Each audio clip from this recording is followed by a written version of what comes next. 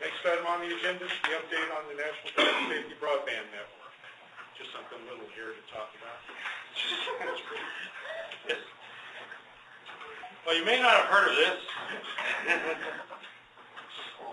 All right. Focus on this presentation is mostly on the legislation that was passed February 22nd. H.R. 3630 allocates the D block spectrum to public safety, which was a major accomplishment.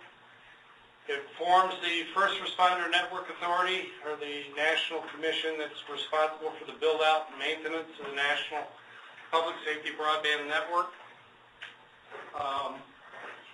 It's also responsible for working with local jurisdictions to define the boundaries, roles, and responsibilities and needs of the local jurisdictions in terms of the RAN build-up. And that's kind of a critical, it's actually in the legislation that they have to work with the local, state and local authorities to work through issues like where's your high crime areas, what's your topology, what towers do you already have in place that we might utilize, and so on and so forth. Authorizes the auction of reclaimed radio and TV frequency to actually pay for this effort. And then a little, as they say, pound of flesh in terms of a give back of the T-band frequencies. That impacts about 11 to 13 cities, LA, Chicago, some major metropolitan areas, but as far as I know, has no impact on Arizona. If anybody has anything to the contrary, let me know. Like I said, signed the 22nd. This is the timeline. The FCC is forming an interoperability board. That board is responsible for coming up with the network plan in 180 days by August 22nd. FirstNet itself is going to be formed, needs to be formed by August 22nd, and thereafter is going to be developing the individual RFPs for the states in terms of what each state is going to need in terms of the RAN build-out for the individual state. If you go through the whole legislation, it definitely becomes state-centric. In other words, it's going to be a national backbone, national central network with all the interconnectivity, but it'll be dealing with the states, and then the states are responsible for getting that down to the individual jurisdictions. And then an RFP will be delivered to each state. Once the state receives it, they have 90 days to opt in or opt out. This opt in or opt out, if they opt in, then the national network builds out the RAN necessary. It's been agreed to. If they opt out, then the state has 180 days to develop an RFP for the state to build out the RAN necessary. And then once they provide that RFP back to the FCC, not FirstNet, okay, FCC will accept or reject the RFP, and everything's got a date applied to it up until the RFP needs to be delivered to each state. We have no idea exactly when that's going to happen. All right, funding elements. Like I said, they're going to pay for this through the auctioning off of other frequency segments. First off is $135 million for state and local implementation planning.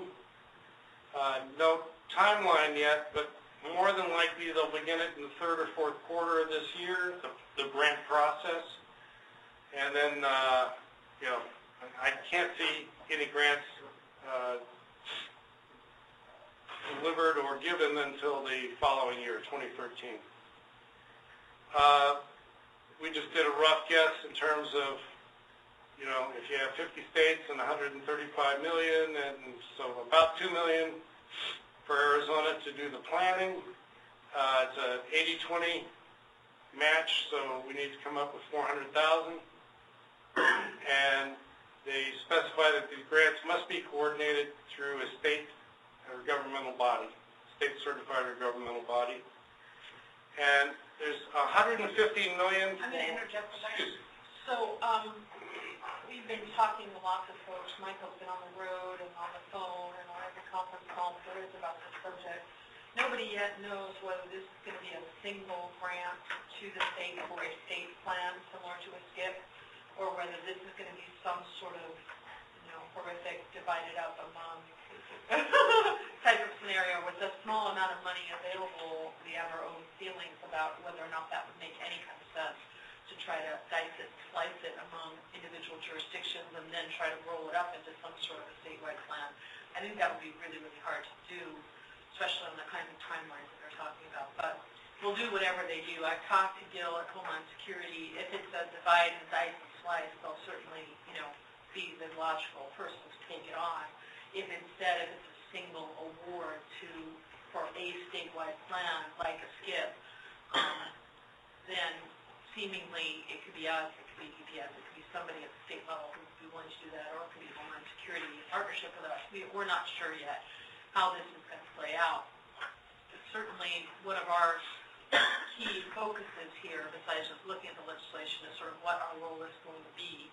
We're up briefing the governor's office this afternoon on this whole initiative, and we're going together, Homeland Security, us, DPS, and also we've been talking with our 911 group and our broadband group. We're impacted by this as well, and trying to look at a cohesive way to move this forward with the governor's blessings. And she will be the one who's going to ultimately make the decision of opt-in or opt-out for our state. So we're trying to position SIC and PSCC as advisory in this capacity with the normal structures that we're all used to, Homeland Security and DPS and all the other players working together. Since we have a very good track record of doing that over the last few years. Lisa, aside from the local, understanding this grant program, but the overall direction and kind of oversight of this, I presume that's what the decision this afternoon is going to be as to which entity is going to take that on. PSIC, AZDOHS, DPS, whoever, ADOA in general. That's to be decided today. Whether they will make a decision today or not, or whether the decision's already been made, they've asked us to brief on it. We told them who needed to be in the room. We are on the same page together going up to brief, but you never know what happens once you go up to brief. And also whether they're prepared and want to make a decision at this point. I think because Aaron works very closely with the governor's office on a lot of big money initiatives, and because DPS, Homeland Security, and us all think that it belongs within PSIC, I think it's reasonably logical that Asset PSIC, whatever, will be responsible for the planning stage. Now, whole different kettle of fish, and no one I'm talking about if we ever decided to actually build something where that would go. So I don't think that's way down the line. We're not there yet. I brought up to Justin, this legislation is not real clear as to the whole organization, and I think what you don't want is 50 local jurisdictions all working independently, trying to do some planning. So I completely agree that I think the focus needs to be on a statewide planning effort.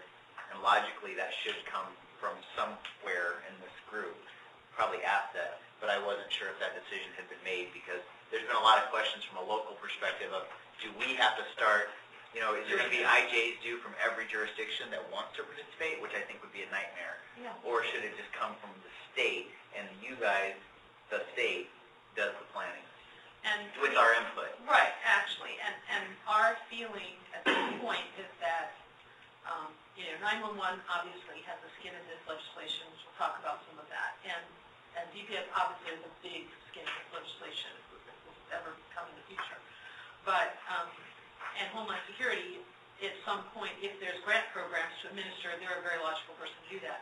But because the PSCC reports to the governor, because Aaron reports directly to the governor's chief of staff, because of the whole structure that we all have, and the history that we have working together and planning together, effectively, then the presentation will be to recommend that it be under this boathouse, and that we wheel everybody in through our existing structures and not create a new structure. God help us, please.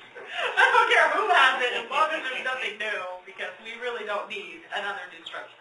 Broadband has a very detailed committee. Again, one possible question that we might get asked is, why don't put it in broadband committee if it's broadband? Our argument is that it's public safety broadband. It's a different animal. That we will work with broadband folks, and we want to work with them to see what they're doing and their plans and everything else, but that it needs to be driven out of public safety is the argument. So, where do we stand in the last poll in Arizona? Not so hot. I'm going to stay away, as far away from that one as possible. However, there is some discussion that, Arizona was one of the states that swept, rated, utilized. Who's going to bring that to the attention that look what it cost us? Excuse me? Who's going to bring it to the attention of the governor's office that now we're not eligible because of that? that's part of the exit from this afternoon. These are some of those that statement is in there.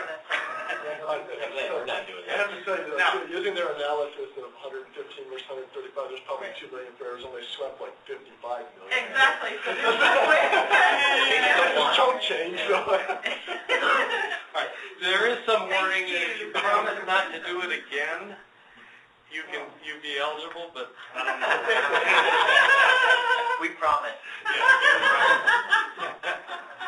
All right. I'll continue with the funding.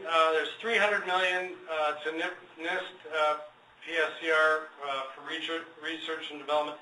That's the lab up in Boulder that is currently doing the 4G LTE testing of Motorola, Verizon, all the vendors' equipment. $7 billion for the actual network construction. Some estimates have been as high as $13 billion, but there's $7 billion that's actually allocated. Up front, the FirstNet can borrow up to $2 billion, but then after that, it has to pay for itself with frequency auctions. Michael, just a question. You may not have the answer, but the math's obviously not adding up. Has there been any discussion as to, are they going to just go up to the $7 billion, and then at that point it's just going to be a half-built network? Or That's exactly no, I mean, my question. we've all had experience with these before. Is if they think it's going to cost 13, it's going to cost 20, Well, and we're going to get a third of the way through it, and we're going to say we're out of money, and we're going to have an inferior network that nobody can use, Or that only certain... or 4 cities across the country exactly. get the benefit of. okay. The $13 billion was a complete build-out with no public-private revenue sharing or any of that going on. There's an extensive capability to gain revenue as you're going along by sharing it with commercial and Probably the favorite thing to do. So now again, that we're talking into the billions, what part of that will we not be eligible for because of the rated 911? I don't know. I actually. have not seen anywhere in the legislation or discussions about the legislation where one affects the other. In other words, I think the 911 fund issue is solely related to the 911 funds. We also don't know, that $7 billion is for the national piece of it too. So that's for FirstNet build out of the national infrastructure piece. We have no idea how much of that will actually flow down in any level of the state, whether they opt in or opt out, in terms of what gets built. Oh, hold on. If the state opts in, I presume the $7 billion for network constructions for the national backbone part. And the RAN. States will still have to contribute. Well, I'm just saying, the $7 billion is the full fund for the backbone and the RAN. If there's money left to do the RAN. I'm just saying. Right. I'm just saying what it's for. I'm just thinking that states are going to have to come up with, obviously, funding for certain pieces, components within the state, and I just don't know where most of these states think it's funding to do that. We don't either. We don't have Well, it. and you'll see, Michael has some great, we did the legislation we debated and discussed this several times in terms of how to order it, to start with architecture or to start with just review the legislation. So we'll get to some of the architecture options. Okay, let's jump into the architecture and then we Did can you want to go back just once and say, obviously, there's a big motivation here for deficit reduction.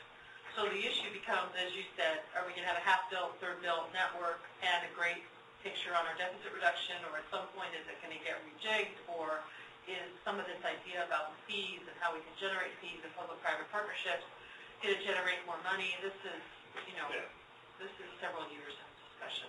This is just the start. Okay. So the architecture, I did it at a real high level and put all the little acronyms in these little boxes to the right, so you can ignore those boxes. These are nerds, they never ignore the Oh, little acronyms, right? So They love those acronyms. Broke it down into 4 components. The backbone basically being the what you call the fiber, the IP, IPX, with the connections for, you know, call, SMS, MMS, media servers. So, you know, to get connected to the great great outdoors internet. The core has really about 12 to 15 components. It's the control and interface to the backbone, authentication of users, and scheduling and policy in terms of priority and who gets on what and who can get access to what applications. In some respects, you want to have control of the core, but in others, people that have managed network operating centers, you actually really don't want that responsibility, or that you want to, you know, offload it to somebody else and then put up an SLA. So, the RAN part of it, or the state part of it, would be the S&P gateways, accessing the core and backbone, and then the actual radio access network, the towers, antennae, and eNode Bs that would take the end user device input and get it back on the network. So opt-in means that everything up to the user equipment. So state pays for the user equipment, state pays a fee for the rest of the network. What that fee will be is the big question. Right now, most state and local entities that use air cards pay about $100 a month per user, or in the case of fire trucks, 5 or 6 air cards per truck. And then the opt-out, state pays for the user equipment, the RAN, the towers, and the S&P gateways to get on the network. There's a little fuzzy zone here that wasn't mentioned in the legislation. Who pays for that backhaul right there to get to the core? And if it's a high volume fiber connection, it could be pretty expensive, but it wasn't real clear in the legislation. The plus side on this is the state gets to determine from the revenues it can collect on the use of this RAN, in other words, getting fees from secondary users or commercial interests, to actually maintain and expand the network, and it makes the decision on what happens when and where, okay? Whereas in the opt-in situation, you're working through FirstNet and a centralized bureaucracy to try and get that stuff to happen in your state. Okay. This is the mechanics of opting in and opting out. If they decide to build their own network, governor must notify FirstNet, FCC, and NTIA, develop their own RFP within 180 days, and then that state plan must be in compliance with the minimum technical requirements of the nationwide network. So, yet to be determined, and then interoperable with the nationwide network. And this is the section on what fees can be charged for this network. One caveat is that the fees collected cannot exceed the amount necessary to cover the cost of maintaining or expanding the network. In other words, it has to be kept within the network. Whether it's FirstNet that's collecting the fees or the states. The network operator, and again, this kind of, depending on what piece of the network they're getting fees for, it's either the state or FirstNet. User subscription fees, I mean basically end user fees. Fees resulting from public-private partnership, let's say with utilities or something like that. Backhaul, if there's fiber that can be utilized for other means. And then equipment access, shared use of towers and so forth. So, next steps, we're going to continue to monitor, participate, and report. And then do we want to form a work group that begins thinking about states' RAN's needs? Any questions from here? And really, this is just discussion, so we can't even take an action on that. Just think about it a little. Yeah. I mean, depending on what comes up. Anything from the audience? Dan? Michael, what's this pushback on the T-band UHF is going to be huge given the LA, New York. Given the politics of the cities Is involved. that going to be a deal breaker, or is that? No, I mean, it's 10 to 11 years out, first of all. I mean, they gave it a long time for it to happen, let's say. And then I'm thinking 4 to 5 years down the road, there'll be enough energy around not giving up. I mean, LA has got like 500 channels, and there's no place to get them. No other place to go. The LA Rex and everything else is. Yeah. I mean, I just think it will be one of those things that evolves over time and then kind of, slides like FCC things slide.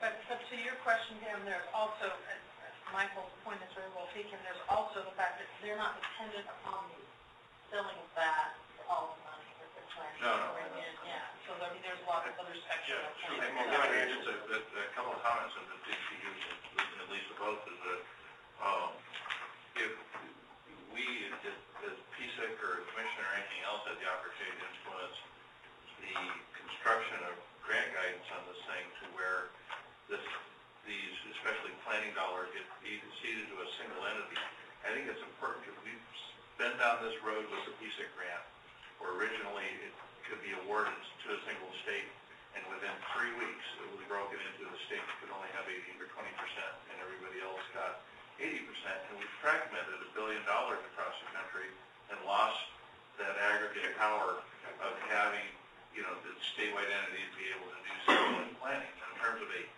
statewide, not a state system, but a statewide system, that's critical to us. So if they bust that money up again, we're going to have that same kind of fragmented planning that cost us so dearly with the original PSEC. Right. My sense, from what I can gather from the tone of the legislation and discussions amongst agencies and so forth, they're really trying to push it to the state level.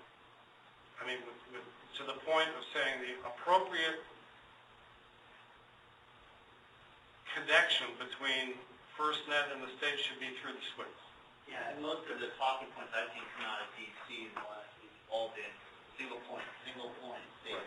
Oh, sure. Coherent plan. One other quick comment, and as you look to put a group together, I think that's great. This conversation is kind of taking up all the air in the room. Everything's about broadband these days. And one of the things I think that would be important for especially the PSEC office to deal with is to make sure we've got outreach to all of these organizations that are within the state. I can't tell you the number of city managers on the East Coast I've talked to that we're going to stop their implementation of their existing P25 systems because broadband's coming. It's like, oh my God, I mean, we're 10 years out to that conversation.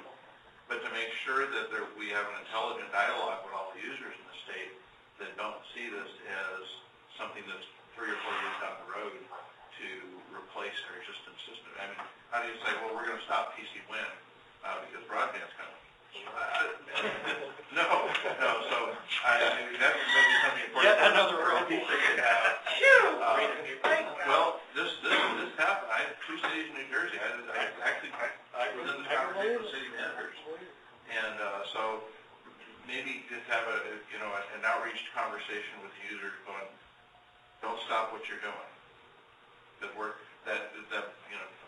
Convergence, of mission critical voices. You think LTE is 4G now? 4G is? We're going to be 40G before that, if that actually comes on the ground. So. Great input. Yeah, I think that is really good input. I think it's important. So maybe a position statement on what this means to the local jurisdictions in the state. That it's not a replacement for LMR. I think once the group's identified, if it is going to be PSIC or asset that does manage this, I think that would be a good time to say, here's your single POC on this. Right. Here's what it is and what it isn't going to be, and be realistic with it. I mean, when I see those initial numbers, I know $7 billion is going to get chewed up. Like most federal programs, we're going to end up with scaffolding that's our network that we're going to have to rely on. So I think be realistic with most of these jurisdictions, because I think if you don't live this, you can be sold into this is the end-all solution for communication, and it's not there yet. Right. But I think once we identify asset or whoever has this, I think that's a good point to start those conversations from a user perspective. What do you need, and how is it going to affect you? Because I think the state's going to have to make a decision on opt-in or opt-out, what works best for us. Right. And that's got a fast burn on that we have to make. Well, yeah, and in my mind, it's a question of doing an evaluation of what the state thinks it needs, and then finding out what FirstNet's going to offer, and then being able to have an intelligent discussion about that thing. Are you crazy? I don't know if y'all remember back when Nextel came out with a push to talk, how many jurisdictions banned radios, and they thought that was going to be their communication device. Right. Only to have it fall on some face pretty rapid. Sure. I was going to say that at the same time, though, we have to be realistic on, people are saying 7 to 10 years. You have to be realistic with budgets and everything, though, as you move forward, because most of elected officials and everybody's going to say, well, wait a second, let's not spend that money. How real is this, and how fast is this coming? Because when you're going to spend $20 million on a P25 system, they're definitely going to look at, the overlay with something like this coming down the road. So it's important for us to really, at least elected officials, know how real is this, and what is the state's, overall commitment to this. Because, it does blend into the budgets and everything. Right. And there is a local impact on this as well, that, if we do transition our, what we're paying commercial providers to this network, I don't want to be disparaging or anything, but I don't know if the government's necessarily cheaper than commercial carriers. So if I'm going to end up paying $100 a month for an air card where I'm paying $25 a month today, it's got to be economically viable for a local jurisdiction to do that. And I get very nervous seeing some of this, because I think it's going to be a super expensive network that public safety is going to get roped into using, where, again, commercial might still be cheaper. It may not be better, but in these budget times, we can't afford $150 cost recovery for a national network that you can get for $30. Well, depending on the capabilities you want, you may end up having to do both. Right. And this is not going to be a ubiquitous network like a lot of the commercial stuff really is. Yeah, and one thing I'm really hoping that doesn't come out of DC is to do something similar to the DOJ side with inlets, we talked about inlets earlier, is where if, obviously it's not so much on the fire side, but on the LE side, they say something like, okay, moving forward now, you can only access inlet data if this. That's another potential ugly stick that may happen. There's a huge paradigm shift coming, saying that's a private-public partnership. But frankly, this thing, I don't believe will go anywhere without it. Even if the state opted to say, okay, we're going to own our chunk of this, okay, you own it, but the trick's going to be refreshing it and keeping it live. And I don't know anyone other than the commercial side of this that will have the legs, essentially, to keep that technology fresh. Especially It's like fish, Start talking about rural. I just don't know that, I think, and that's going to be a real mindset change for especially those of us who had such strict ownership of public safety entities for so long, that change that culture. But I honestly don't see, we may be able to buy it, but we'll never keep it alive, certainly with the way of state affairs going.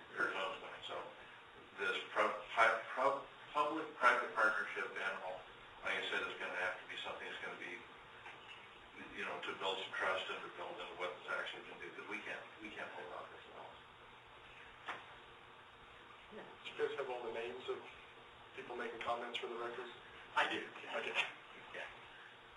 All right. Good conversation there. Thanks, Michael.